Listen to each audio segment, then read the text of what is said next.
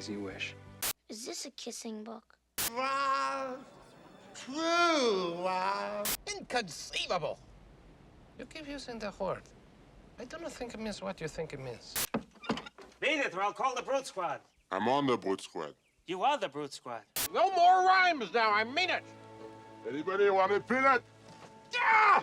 When I was but a wee lad, there was one VHS tape that stood above the rest in our household. Our family copy of The Princess Bride had been rewound and rewatched more than any other tape, although Only slightly less. watched was our family copy of the movie Overboard, starring a young Goldie Hawn and Kurt Russell, but only because my mom was into that movie. I definitely didn't like it, and for sure never watched it alone, and absolutely did not watch it multiple times in the same day, doing double features where I'd watch The Princess Bride, then start watching Overboard while Princess Bride was rewinding, finishing Overboard and pop The Princess Bride back into the VHS player. Do people even know what I'm talking about when I say rewinding a VHS tape? I don't even know anymore. Growing up, The Princess Bride seemed to always be playing in the background, and if it wasn't, it was regularly being quoted in our household. It was our family's comfort pick because it provided some great entertainment for my mom, my sister, myself, and pretty much anyone else who might come by Casa de la TrumbleVision. Recently, while discussing the story of Wesley and Buttercup with some friends, it occurred to me I hadn't watched it in quite some time and wondered if it still held up. I've made this same mistake in the past, rewatching movies I loved as a kid, only to discover they were some of the hottest piles of rodents of unusual size crap I'd ever seen. I won't be naming any names though.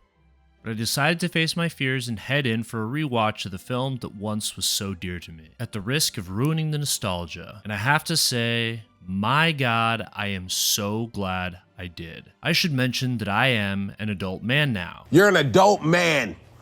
I'm an eagle. Though my behavior frequently matches that of a child, I am in fact a big boy. And as an adult male, The Princess Bride was incredible. I loved it. I was so happy I faced my fears and against all odds still enjoyed this beautiful film. Now, before moving on, I want you to remember my little anecdote about The Princess Bride being something my younger sister, my adult mother, and little me enjoyed back in the 90s, and even big me could enjoy today. Some might call that a timeless classic that checks all the boxes. What are the boxes, you ask? We'll get to that later. For now, let's do a little rundown of The Princess Bride. The Princess Bride is stockpiled with every imaginable adventure trope. I won't list all of them because the film is literally jam-packed with them, but some of the big character tropes include lovers separated by consequences out of their control, akin to the Count of Monte Cristo or Star Wars, before we found out that they were siblings of course, although for some of you, maybe even after. Buttercup, the blonde beauty termed damsel out of distress, not to be confused with damsel in distress, though she does have a few moments that she's leaning more towards this definition. She who falls for the simple farm boy before he's tragically taken from her. Wesley, the hero who returns from being mostly dead, all in the name of love because even mostly death can't stop true love. Vicini the Sicilian, the enemy with the brains that must be defeated. Fezzik, the bronze that must also be defeated but quickly turns into the classic gentle giant. Inigo Montoya, you killed my father. Prepare to die. The embodiment of vengeance. Prince Humperdinck and the man with the 6 fingers on his right hand. Pure evil and his right-hand man who must be defeated in order to save the princess. There are far more tropes within the story, but these ones capture the primary characters. Each one is kind of on the nose and could run the risk of being a little corny, but telling the story through grandpa and grandson allows for some level of acceptance, and it draws a level of self-awareness that soaks up some of the potential sap. Brief plottery. The Princess Bride begins with a little meta twist before dropping into the story we showed up for. We see a young Fred Savage playing none other than the OG hardball on his Commodore 64. Side note, he's getting absolutely rocked by the computer. Very embarrassing. Still, very cool though. He's also got the most 80s room anyone has ever seen. I mean, look at those posters. Even the Cheetos bag that's weirdly open and pushed all the way to the wall above his bed. Who's sick having Cheetos for a snack? On top of that, when they're done with it, they push it all all the way back to the wall like that? No kid I've ever known. And we obviously don't want to forget about the Star Wars glass with a dope-ass swirly straw. Okay, stop getting sidetracked. It's a very 80s room. Let's move on. Fred Savage is playing a sick grandson whose grandpa comes over to read him a story. A story that he explains has everything a young boy could want. There's also some smooching, not between grandpa and grandson, you freaks. There's smooching between a couple of characters in the story, which young Savage and I hated because that's how you get cooties. Though, we both warm up to it as the film/book progresses. No spoilers though. Now, young Savage and I might not have enjoyed the kissing stuff, but some ladies watching the film could definitely enjoy the romantic side of things. There's some sad girl horse rides, which ladies love and some fellas too. There's great usage of comedic tension to tone down any scary moments that might be difficult for someone young. Yes, you're very smart. Shut up. Regardless of whether they are a boy or girl, like this scene that cuts to grandson Fred Savage with grandpa letting him know, She doesn't get eaten by the eels at this time. What? as a kid, I was a little scaredy cat, so stepping outside of the story not only gave relief, but provided some comfort in knowing I wasn't alone in the spookiness. The genius of the film direction even added some comedic relief before tossing us back in to the sea between Florin and Gilder. There's some sweet fencing that occurs that generally might be more appealing to boys, but later we'll touch on how fencing is fun for everyone. I mean, barely 20 minutes into this film when that first sword fight pops off, and it doesn't matter if you're a girl, boy, man, woman, we are all locked in, which feeds us right into what I've been meaning to discuss with you. We've been trying to contact you regarding your car's extended warranty. Nah, just kidding. I wanted to discuss something known as the four-quadrant movie. Remember when I told you not to forget my little anecdote about my sister, my mom, Lil Me, and Big Me loving this movie? Well, apparently, if a film can attract an audience that covers that demographic of folks, it's a pretty good sign. Not like just my family, but like girls, boys, men, and women. In the old film industry, there's something known as a four-quadrant movie. The concept is pretty straightforward. As you can see by the diagram, you have four quadrants broken up into male audience under 25, little boy me, female audience under 25, my sister, male audience over 25, big boy me, and final quadrant for female over 25, mi madre. Most movies obviously fall into one or two of these categories, but every so often there's a rare gem that makes it on the big screen, managing to cover all four. Producing one of these rare gems is Hollywood's great obsession. Reason being, if all four quadrants find themselves sitting shoulder to shoulder in a dimly lit theater, it means it's a film that everyone, no matter their age or gender, is coming out to see it. And that equates to big moolah. Disney's approach to Marvel in the last however many years is a prime example of a studio attempting to do this and mostly failing. Sorry, not sorry, mouse. The Princess Bride, on the other hand, this was a film that proved the four-quadrant theory and did it authentically, without force from the studio. In fact, the studio didn't even know how to market it when it first released. Fencing, fighting, torture, revenge, giants, monsters, chases, escapes, true love, miracles. Not sure why they didn't just use that clip, but what's done is done. As a result, The Princess Bride full-on flopped in theaters. During its initial advertising, nobody really understood what it was supposed to be, leading to no butts and seats at the theater. But thanks sweet baby Jesus, it managed to find its way into video rental stores and $5 bins at your local Walmart. Throughout the late 80s and early 90s, VHS and Laserdisc copies of The Princess Bride made the rounds, resulting in a slow burn, turning it into what's known as a cult classic. Its later success can easily be chalked up to good old-fashioned word of mouth and managing to cover these four quadrants. So let's take a look at what some of the qualities possessed by The Princess Bride that cover each quadrant are, shall we? The story. The script for The Princess Bride was written by William Goldman, who, as it turns out, also wrote the book. This wasn't his first rodeo. He'd written a fair number of novels and screenplays leading up to this one, but has been quoted as saying, "I've gotten more responses on The Princess Bride than on everything else I've done put together. All kinds of strange outpouring letters. Something in The Princess Bride affects people." Goldman wrote the book in a way that was very similar to how he later wrote the screenplay. A metafiction style, as though he was retelling the original story with some anecdotes of his own throughout, slightly differing from the screenplay where the grandfather is retelling the story, making adjustments based on what his grandson wanted to hear or what he thought his grandson didn't want to hear. Adjustments like less smooching and cooties. Yuck. At the time, a majority of screenplays in the film industry were pretty dry, their primary purpose being to provide setting details and dialogue, and well, frankly, that was kind of it. They weren't known for providing a very exhilarating experience and were just used as a tool for the director. But William Goldman's screenplay for The Princess Bride showed up as something completely different. It provided an enjoyable reading experience throughout. I mean, let's compare The Princess Bride's first page of the script to the film Howard the Duck, which was released in 1986, the year before. I'll let you pause the video and give both pages a read, but for me, The Princess Bride provides a feeling like I'm experiencing what's happening in the story and can visualize the setting for myself. Meanwhile, Howard the Duck is just telling me what things are. Even the early punchline about the main character being a duck falls flat. And Goldman's well-written, easy-to-read script made it all the easier for Rob Reiner, the director, to slap it on screen. By the way, I bet you never thought Howard the Duck and The Princess Bride would end up in the same sentence together, did ya? Anywho, if you'd like to give The Princess Bride a read for yourself, I've provided a link to the script in the description down below. Alright, we've already touched on some of the characters that made up the story, but let's take a closer look at all those characters and peek at the production and storytelling decisions that tie into the four quadrants of film. Characters.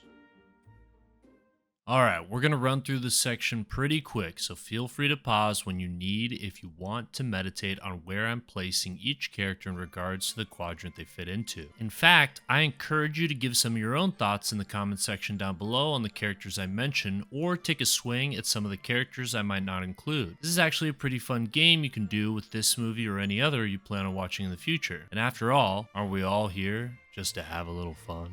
Engage auctioneer voice. Alright, first up we have Wesley, started as a loverboy farmhand who only says as you wish whenever he's asked to do something, which places him kind of right on the line for females under and over 25. Not so much near the male side, but as his story unfolds, he becomes a pirate, which every boy, and let's be honest, every man thinks is pretty freaking sweet, moving him pretty near the center. On top of that, while pirating the seven seas, he's picked up some sweet skills, turned into a bit of a warrior after learning to use his sword and fight with a big brain to boot, who will stop at nothing to save his lover, solidifying his position right in the center and moving us on to... Next up, we have Buttercup, aka the Princess Bride. Starts out as a girl with a farm who initially torments Wesley, giving him commands and acting too cool for school until one day she falls in love with him, which lands her on the females under and over 25, because what woman doesn't want a man who knows when to keep his mouth shut? God, I need to get better at knowing when to keep my mouth shut. Anyways, Buttercup gets captured and Wesley goes on to save her. Generally, romance-style storytelling is reserved for mostly female audience, but boys can get sucked into a good old-fashioned romance, as long as there's not too much smooching. I know I certainly did when I was younger, especially Buttercup. Seeing her stand up for herself was muy bien as a young man, and after a rewatch, my feelings about this haven't changed. I've also grown somewhat okay with the smooching in adulthood, landing Buttercup right in the center. Next up, we have Prince Humperdinck. This dude sucks. For a brief moment near the beginning of the film, some of us might get seduced by the fact that he's pursuing Buttercup's kidnappers to save her, but anyone who believed that was likely a male or female under 25. Big boys and girls over 25 seem to see right through the ruse. Humperdinck, more like a suckerdink. Am I right? I don't know. Everyone hates Humperdinck, putting him right in the middle. Next up is Vengeance. My name is Inigo Montoya. You killed my father. Prepare to die. Revenge is a dish best served cold, and I love cold meals. Inigo's pursuit of revenge initially lands him in the male 25 under and over, because any son worth his salt would likely want to avenge his father, and any father would hope his son would avenge his death, especially if it was at the hand of some filthy six-fingered dork. But Inigo's charm and sense of humor moves him closer to the center. He's not so intense that he alienates the female 25 over under demographic like maybe Mel Gibson did in the movie Payback. So we're gonna keep Inigo mostly center. Fezzik. Dude, Fezzik is just a lovable giant. He's sweet to Buttercup like right away, outside of a little squeeze he gives her on the neck, but even that was like the sweetest way he could have done it. Think about how mindful he had to be doing that. The dude can literally chuck mini boulders like they're baseballs. He's sweet to Inigo, he's sweet to Wesley. Fezzik is just the best. Boy, girl, and woman can all find some love for him. The only group I think might not be super fond of him is males over 25, likely because they're just intimidated. Fortunately, today I'm speaking for all males over 25, and Fezzik is the man. Rip Andre the Giant. Placing Fezzik in the center with the rest of the crew. The six-fingered man, hateable from the first frame. No one likes this dude, placing him dead center due to mutual audience hatred. And the grand finale for this section? Grandfather and grandson. As a kid, I would have told you I was the only one that connected with this part, especially because the grandson was gaming, placing both of them at males under 25. The kids are selfish and only think about themselves. I mean, look at how ridiculous the grandson was being when his sweet grandpa came over to read him a story because he was sick. But now as an adult, I know anyone who had the good fortune of having a grandfather who took time to do something as sweet as the grandfather does in The Princess Bride. Now that transcends age and gender.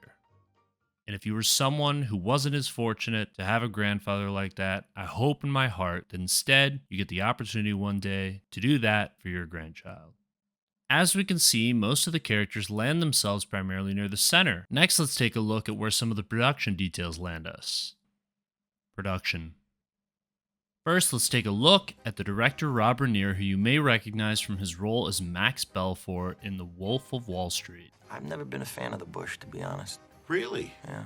I don't mind it. The man is a jack of all trades, master of none, but oftentimes better than a master of one. Rob can act, write, produce, and in the case of The Princess Bride, direct. During an interview with People TV, he talks about having the ability to set his director's cap aside and step into the role of actor during the shooting of Wolf of Wall Street. Though his commentary is about a movie he acted in nearly 25 years after Princess Bride, his deep familiarity with knowing when it's time to be an actor and when it's time to be a director didn't show up overnight. Even in 1987, he knew when it was time to stick to the script. He didn't fall?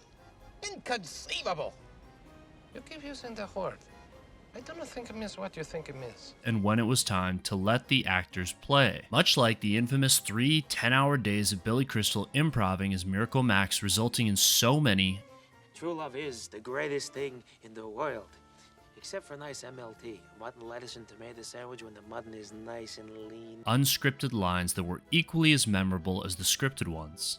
Truly, you have a dizzying intellect. Rob Reiner is what's known as an actor's director. His lighthearted approach seems to put the cast and crew at ease, and this sense of ease can be felt on screen for audience members of all kinds and quadrants. Next up, none other than the sword fighting duels. The entire first duel in the film was performed by the actors. Cary Elwes playing the Masked Man, and Mandy Patinkin playing Inigo Montoya. Outside of a scene including a couple of sweet little flips that were performed by stuntmen. Both trained extensively, learning to fence with both right and left hands, and it shows. Likely why this fencing duel is frequently considered one of the greatest in cinematic history. Really actually rivaled by only one other exceptionally underrated scene in I Love You Man.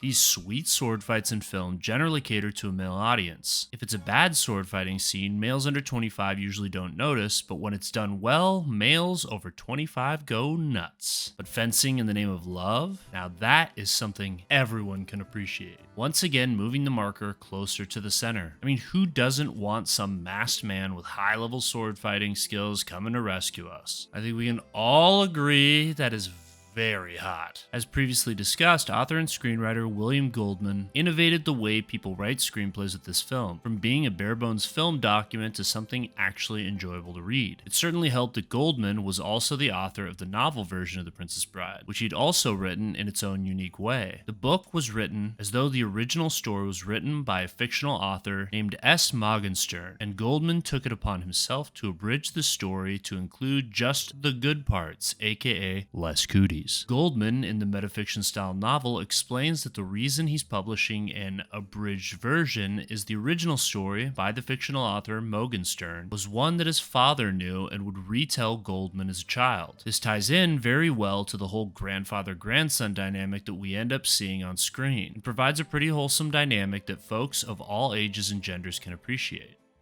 Early failure, long-term success. Did I mention I love a slow burn? It's why Blade Runner 2049 is one of my favorite films. I love it in fiction, and I love it in real life. And The Princess Bride's success was certainly a slow burn into becoming a cult classic. Generally, cult classics are films that find themselves making the rounds in very specific niches. They're usually a bit of a flop initially, but usually due to some strong narrative, the film speaks directly to a hardcore audience, and word of mouth takes care of the rest. Like how Starship Troopers spoke to sci-fi fans that knew how to read between the lines, and Requiem for a Dream spoke to dark arts enthusiasts, and Idiocracy spoke to people who like documentaries made about things that haven't happened yet but are probably going to happen no matter what you do, and the world's going to catch on fire and we're all going to die, and so on and so forth. The unique thing about The Princess Bride is its cult-like success actually managed to speak to a much broader audience. It's the type of film parents can put on for their kids and leave them alone to watch without worrying too much about the content. A couple can watch together and enjoy the wide range of humor, adventure, and romance. Even an adult can watch The Princess Bride alone and enjoy themselves until the end credits. For 98 minutes, Wesley, Buttercup, Inigo, and Fezzik can be your best friends until they ride away on 4 white horses. Then you're left alone once again. I'm so lonely. Jokes and jokes and jokes and jokes and jokes and jokes. The humor, the quick wit, and the tight dialogue in this are nearly perfect and enjoyable for nearly all ages. And even more than 3.5 decades later, the humor still holds up. Rob Reiner and William Goldman deliver great banter between characters in nearly every scene, but Reiner's genius was knowing when to stick to the script and when to let the actors play with some improv. Reiner knew that scripted lines like, And he's gaining on us. Inconceivable. and the rhyming between Fezzik and Inigo were chef's kiss dialogue, which can be seen here. But you might also notice this part is missing. No more rhymes now, I mean it. Anybody want a peanut? Ah! Reiner seems to have a strong intuition for knowing when to add some spice in post or when to let the actors play around versus staying on task. His direction takes things from chef's kiss to a full-on date with the chef. Is that a saying, from chef's kiss to date with chef? Well, it is now. Or going so far as to just give a green light to unhinged improv and either adding to... Beat it, or I'll call the Brute Squad. I'm on the Brute Squad. You are the Brute Squad. or modifying. True love is the greatest thing in the world. Except for nice MLT, mutton, lettuce, and tomato sandwich when the mutton is nice and lean and the tomatoes are ripe. They're so perky. I love that. Entire sections of the original dialogue written in the script. There's so many memorable quotes that can be appreciated by any and all, some of which might go over a young person's head, but the body language and slapstick along the way complement what might be a little too heady for a youngin', like this back and forth between Vicini and the masked man. Criminals are used to having people not trust them, as you are not trusted by me, so I can clearly not choose the wine in front of you. Truly, you have a dizzying intellect. That scene went right over my head at 10 years old, but Vicini made me laugh so hard it didn't matter. Side note, this scene also provided a very powerful life lesson. Never go in against a Sicilian when death is on the line! Cast. I'm not going to spend too much time on this, but the casting for this is amazing. As a kid, I believed every actor was that character. That's not really saying much though, because at that age, I also thought Michael Jordan was a great actor. But the truth is, the cast was tight and everyone absolutely nailed their role. Cary Elwes, Robin Wright, Mandy Patinkin, Chris Sarandon, Billy Crystal, Wallace Shawn, Peter Falk, Carol Kane, and there could not have been a more perfect casting for the lovable Fezzik with Andre the Giant. Even Fred Savage as the grandson did so well. A year later, he ended up on a TV show called The Wander Years, essentially playing the same role for more than 100 episodes of its 6-season run. All of that said, it's hard not to be biased regarding these actors' performances having grown up with the movie. So I'll say that the casting choices lean more towards males and females under 25, while adults, if you want to call them that, might not have been so mesmerized by their performances. But if the casting choices were more for the kids, then this next part provides some balance in the other direction. Cinematography. Holy... Rodents of unusual size? This movie is gorgeous. Something I'd 100% not paid attention to as a little fella back in the 90s, although there might have been a little subconscious aesthetic appreciation going on in my tiny child brain. Subconscious appreciation, for those unfamiliar, is something I covered pretty extensively in one of my previous videos titled The Scene That Changed Television Forever. I'd recommend going and checking out that video after this one, but here's a brief definition for the time being. But now as a grown person, something I've mentioned a few times before, rewatching it in 4K, my goodness, it is incredible. I mean, look at these freaking shots. Shot in various locations throughout England and Ireland, and including some shots that were done at Shepperton Studios in Surrey, England. And as though the muy bonita on-location shots weren't enough, the sets were gorgeous as well. The usage of space throughout the film just tickled my mind in the best possible way. There were multiple times I found myself getting lost in a shot and losing track of the dialogue. As I mentioned before, this quality in the film is definitely more of a quality that adults might find more interesting than the youth, landing it in the male and females above 25 category. The Princess Bride is chock full of fun details both in the film and behind the scenes. Earlier I said The Princess Bride was a timeless classic that checked all the boxes, but I didn't say what the boxes being checked were, so here you go. A, I like it. B, my mom likes it. C, my sister likes it. D, this movie can be watched with literally anyone and they're going to have a good time. E, if they do not have a good time, it tells me they cannot be trusted as their judgment is poor and they need to be escorted out of the house immediately. I mean, those types of people probably have no Moral barometer. If you are one of the rare few who have not seen The Princess Bride or just haven't watched it in a while, I hope this video motivates you to go back and watch it and you end up having as good of a time as I did. I mean, you better have as good of a time as I did, because if you don't, My name is Inigo Montoya. refuse to watch The Princess Bride. Prepare to die. Thanks for watching. Please, I cannot express this enough, go and rewatch The Princess Bride. If you've already watched it recently, there's another fun version of it out there called Home Movie The Princess Bride. I'd love to hear some films you think sit in the middle of films 4 quadrants alongside The Princess Bride in a comment down below. If you had a good time today, make sure to leave a like and don't forget to subscribe so you can catch the videos I'll do in the future. Wouldn't that be nice? Until then, this is Ian, signing off. Wow, true, wow.